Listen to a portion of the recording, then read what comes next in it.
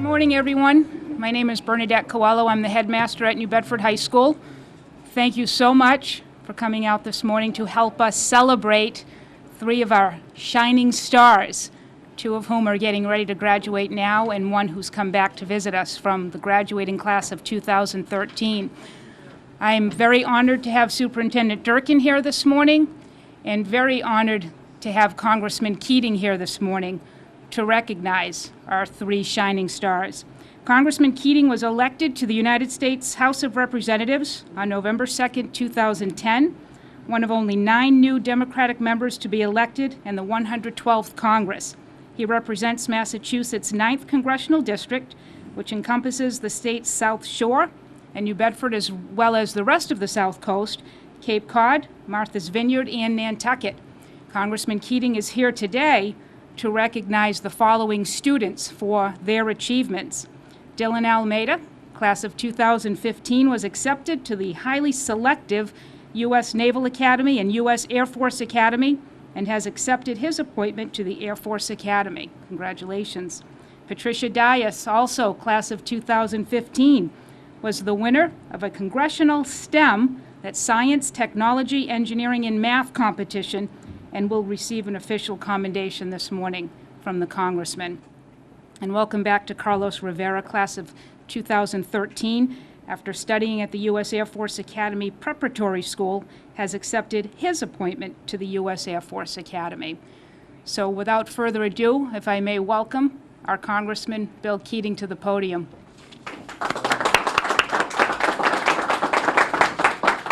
Thank you very much, Superintendent Durkin.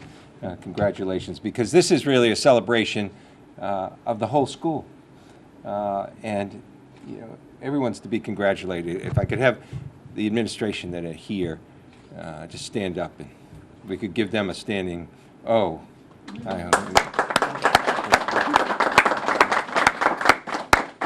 And our help with the ROTC and the cadets, I appreciate all your efforts as well, because and the families that are here.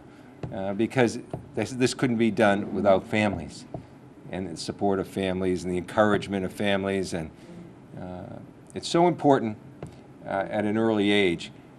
Sometimes as I go to the earlier schools, not the high schools, but the elementary schools, I'll ask people to put up their hands, and I'll say, who wants to be a nuclear physicist? Or who wants to be a doctor? And who wants to do this? And so many of the young people won't put up their hands. And I'll say, how do you know what you don't want to be at such an early age?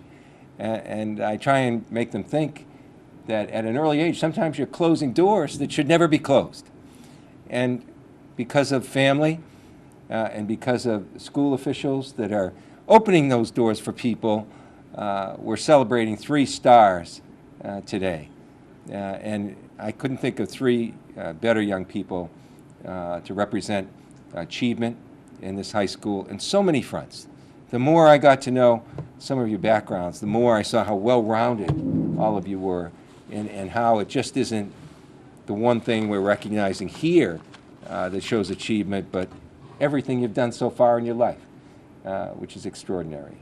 And I saved the individuals for last in thanking them for everything they've done, because you're getting the special honor today, and it's deservedly so. And when you have an honor at such an early age, when I was back in my high school years, especially as my senior year or something, I'll never forget the beginning of the year. I said, these are treasured years. I'm so worried I'll be leaving, and I treasure every day. And by the end of the session, especially after a winter like this, it's time to go and go out into the world. And you are going to be leaders, all 3 of you. You already are. But you're going to be leaders in our society, in our Commonwealth, hopefully, in our community, where you can reinvest in and be not only a symbol for what you've done, but I hope you take the pledge to come back and encourage other people to succeed here, where your roots are. So congratulations, and I'd like to present 3 awards. I'm not going to read, because I've tried to learn a little bit about all of you, and I'll do it in alphabetical order. Because I noticed you did that too. Bernadette did that. Thank you. Yes. See, there's a political side already in being the headmaster. Dylan Almeida, could you come forward? Dylan is one of our extraordinary leaders we're celebrating today. In a very rare, and I mean rare, circumstance, he was accepted both at the Navy Academy and Air Force. And that's hard. And that doesn't happen to many people around the country as a whole. These years, as you can imagine, for many reasons, the competition to our academies, national academies, is more intense than ever. And you're competing against people from all around the United States of America. Although we, in our office, work with people, try and train people, get them ready for and finally nominate people, you're selected by the Academy. And you're selected in the entire United States of America. Think of that for a second. This isn't just local achievement. This is national achievement.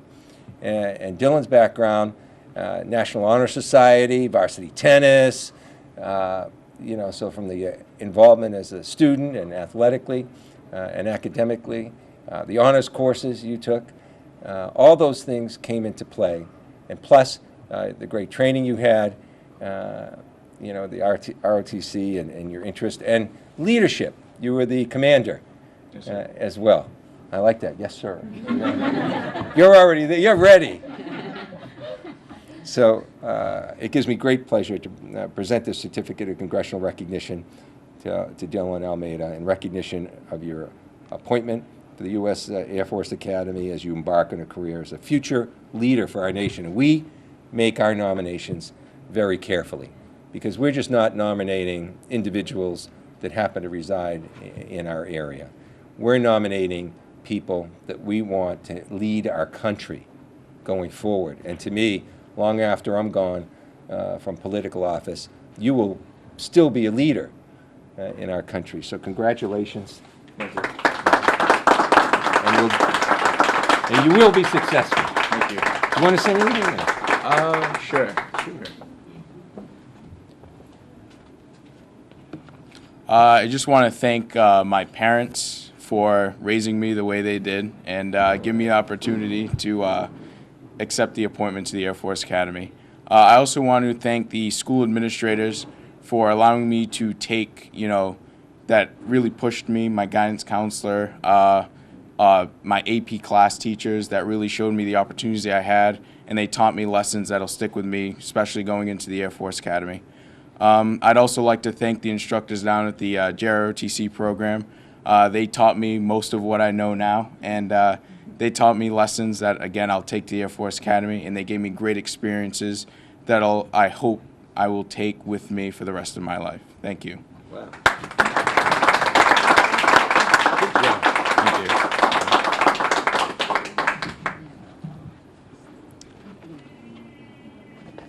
And Patrizia Diaz, when you look at the future of our country and what the new industries and the new economies are going to be, and we've all heard so much about STEM and that kind of science and math background and how that's necessary for our country and our economy to move forward. In our district is about 670,000 people, so it's a very large area. There was a competition for STEM, achievement, and Patrizia entered that, had the perseverance going forward. And Mike Jackman, who's from my office, who's here, we were going by the store and we saw the inventory out there in the store, and Patrizia came up with an app for a computer.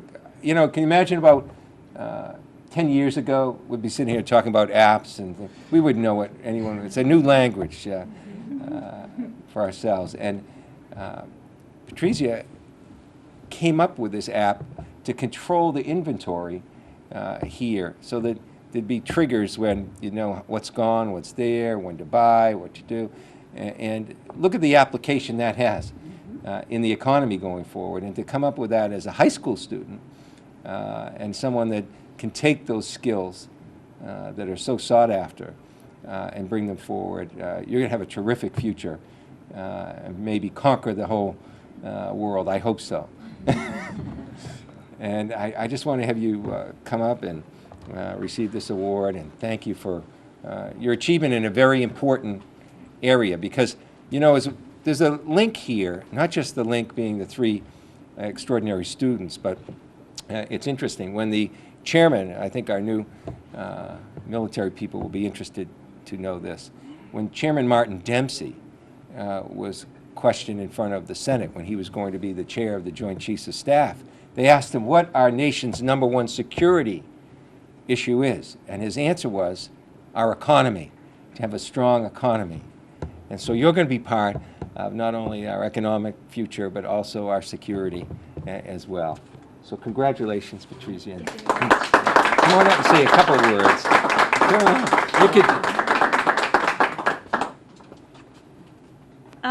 I just wanted to say that the app I developed, it started off as a class project, but since at that time we had block scheduling, so we were unable to finish the project. So I decided to stay after every day with Mr. Bosworth here and finish the app, and then he encouraged me as a reward to enter this competition, and luckily I did because I won it. And I just want to thank, first of all, God, because he has me here today where I am right now. And I also want to thank my family here for taking care of me, bringing me up the way it should be done. And Mr. Bosworth, too. If it weren't for him, I wouldn't be up here right now. And the administration, the school, the AP classes I've taken really showed me a lot about courses I could take in the STEM field, and also the computer programming classes I've been taking as well. And I'm also a member of the ROTC program. I'm not a commander, but I've been there for 4 years, and they've taught me a lot as well in regards to leadership. And that's all. Thank you. That's enough.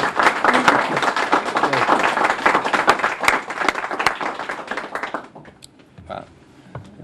You can see the caliber of people that we have here. And this type of achievement cannot be done without a great deal of personal drive and ambition. And the person we're recognizing now, to me, has that kind of drive. Carlos knew what he wanted, and he got it. And nothing was going to get in the way of that.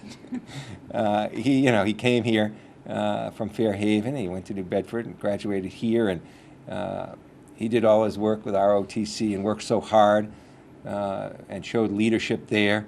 Took honors courses and courses that I found the most challenging myself, in physics and math and those backgrounds. And all things are important, to be a leader in our military academies. And you've got some rigorous times ahead, but you're going to be successful, both of you, in the military. And if you wanted to, you could be too, Patrizia, but you've got your options. That's right. And Carlos is a person, he graduated and then dug in further, did his prep work, taking more of those courses I tried to avoid, math, physics, and all those courses, and dug in hard. And he's a true leader with his achievement because he's gifted and talented and bright. And as I said, when I think of him, and we know from our office as we prepare people, he has an assignment in his mind, and he'll do it, and he'll achieve. So if you could come up, Carlos, and again receive this. This is, again, a certificate of recognition from Congress for your achievement and your appointment at the Air Force Academy. And I must tell you, again, how difficult it is. They don't have to take any from our district, but they, to have these two gentlemen here representing us, and if you wanted to, Patrizia, you'd be up here, but I think you're going maybe in a different direction,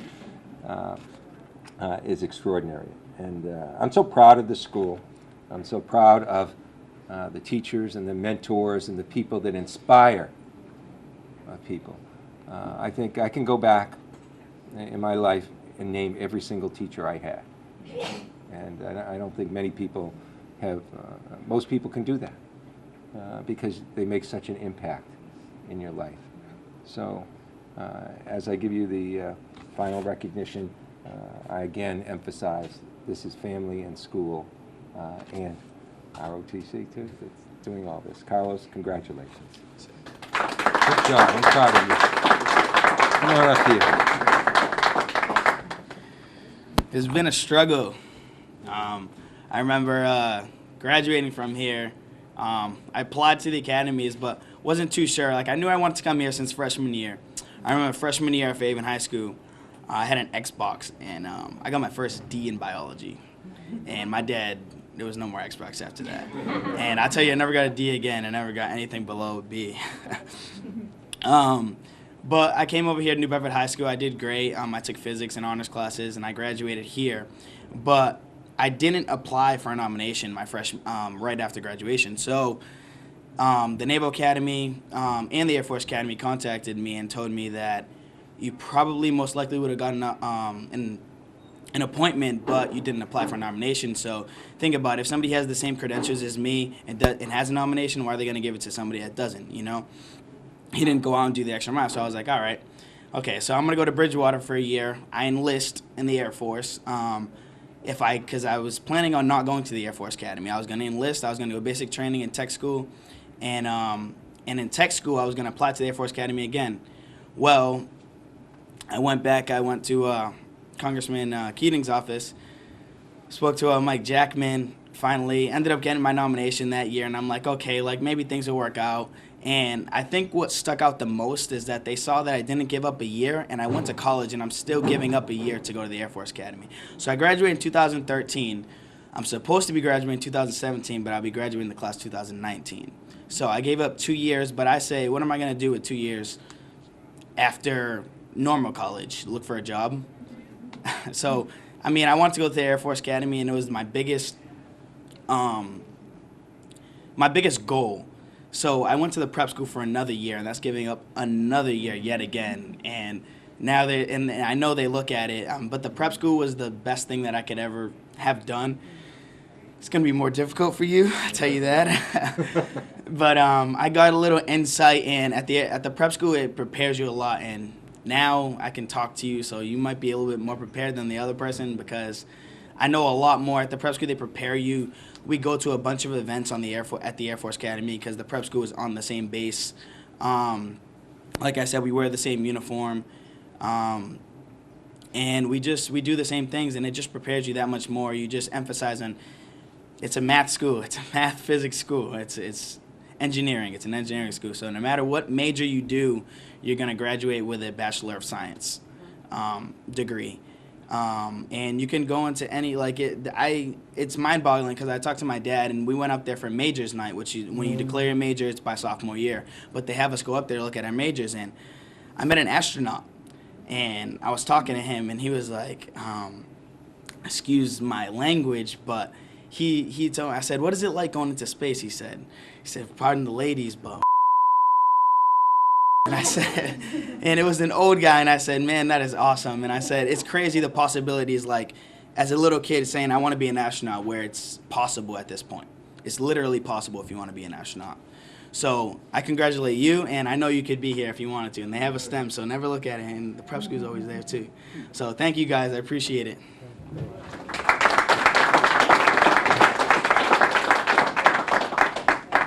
Yeah, I've had a lucky experience meeting people in my job, and I've met, General Welch, and I've just recently come back from Iraq and Kuwait, where I've met our soldiers that are serving us so well right now, and so impressed.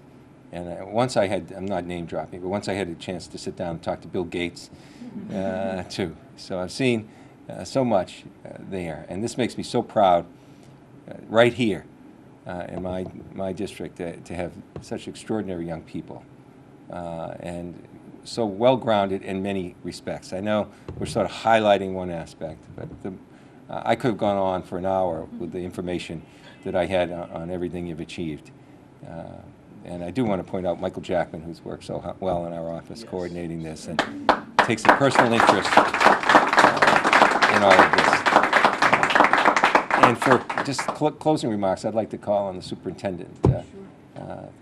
Good luck to trying to sum up after all Oh, this these is- three people, everything you've done. This is the kind of problem I love to have, Congressman, and I want to thank you so very much for being here, validating the work that is really happening in New Bedford High School. But the work in New Bedford High School is due to the three of you.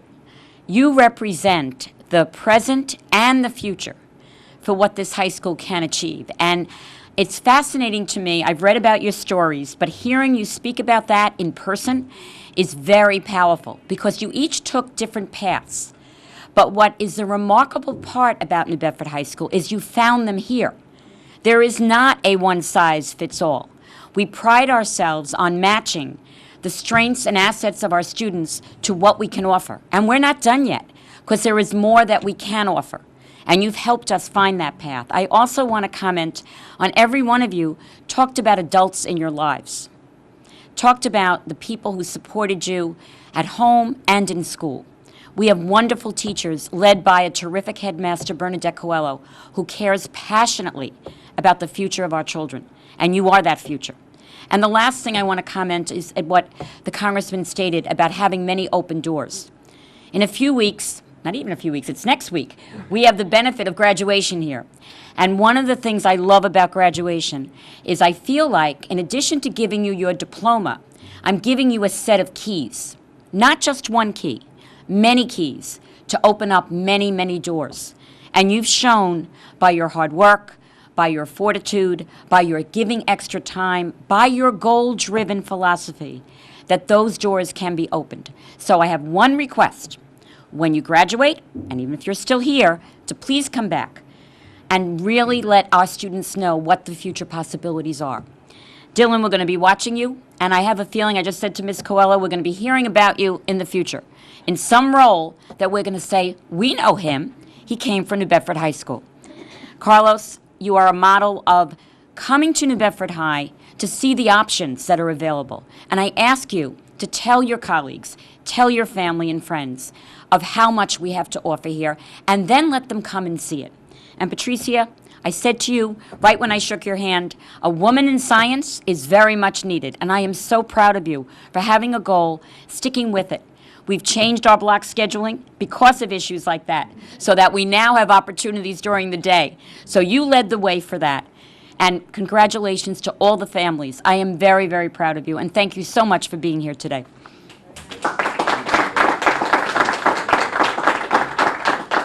Maybe we can get a picture. Absolutely.